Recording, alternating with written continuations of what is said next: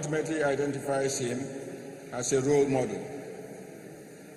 This country needs many genuine role models for our teeming young population. In the first stanza of our national anthem, we are all to ensure that the labors of our heroes past shall not be in vain. The second stanza prays to God of creation to direct our noble cause, to guide our leaders right, to help our youth the truth to know, in love and honesty, to grow and living just and true and living just and through great lofty heights attained, to build a nation where peace and justice shall reign. It is clear to me that we are here charged to ensure that our society is built on discipline through mentoring, particularly our youths. The government has once waged war on indiscipline, but that war was abandoned when it was only half fought as a result of regime change. By the same token, much money had been plowed into laundering the image of Nigeria these many years, and all that had been done to encourage Nigerians to become patriotic and disciplined. All these are no doubt intended, hopefully, to help us inculcate discipline in our nationals. But it should by now be clear to all that what is missing is that foundation from the home. We just have to get back to basics. And that is the task that faces us today. Call it absence of quality leaders and leadership, impunity, lack of internal discipline in our various political parties. The truth is simply the absence of good home upbringing among some of us. On reflection, I believe that this must be why the colonial governments opened character-building institutions like the Man of War Bay, and in the secondary schools, cadet training and civic classes. We must consider recreating some of these institutions for our youths. There is no school in Nigeria today that seems to remember these or value their import.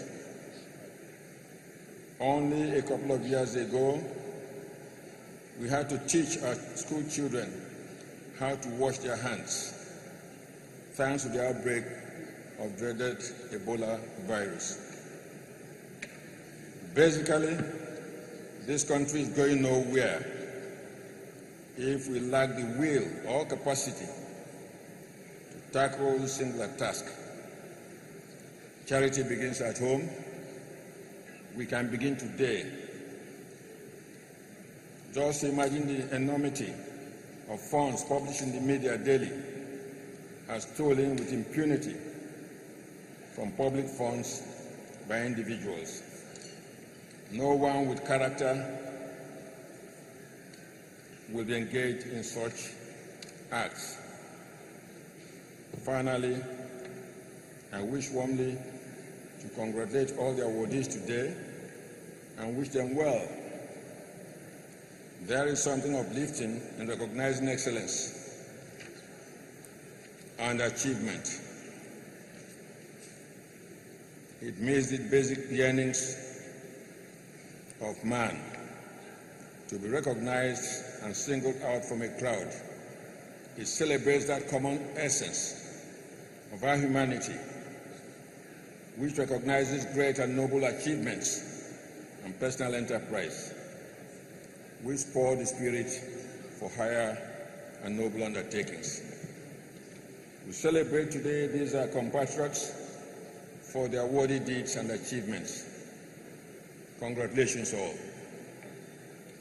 Those of you in the audience who wish they were awardees, I pray very hard that your time comes soon, as long as you have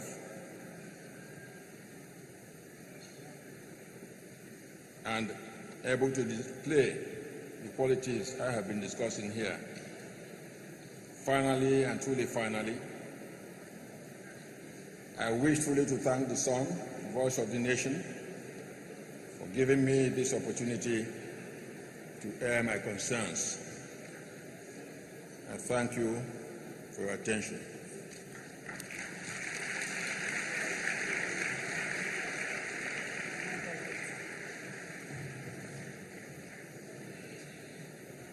Ladies and gentlemen, join me in welcoming the Vice President of the greatest nation on earth, Nigeria, Professor Yemi Osinbajo. A round of applause, please.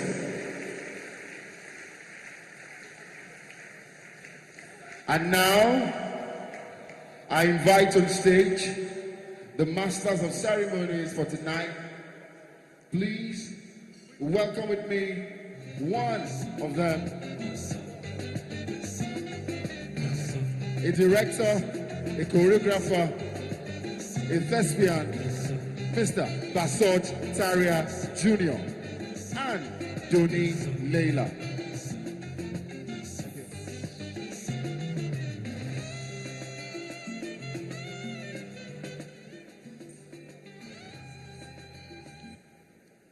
The chair of this occasion, Odu Afom Banefo, Your Excellencies, the governors here present, Governor of Lagos and Governor of Anambra State, the Secretary to the Government of the Federation, distinguished guests, awardees, ladies and gentlemen.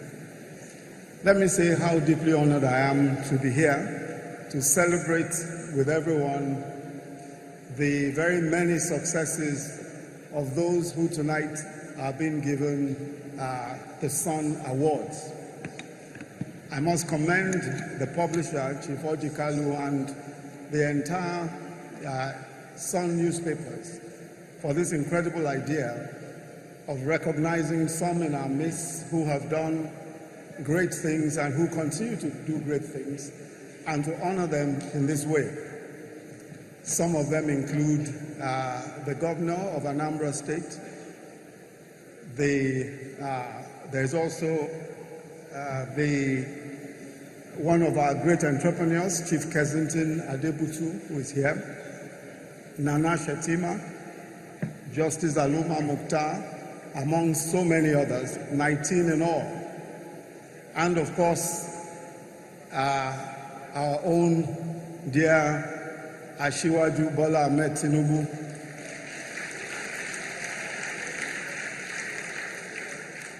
Let me say that people prefer to call him a name that more indicates something about him. We call him Jagaban. I think that when you hear a name like that, it suggests so many things. One of which is that he is a troublemaker par excellence. And I must say that I have been at the butt of his troublemaking for a very long time.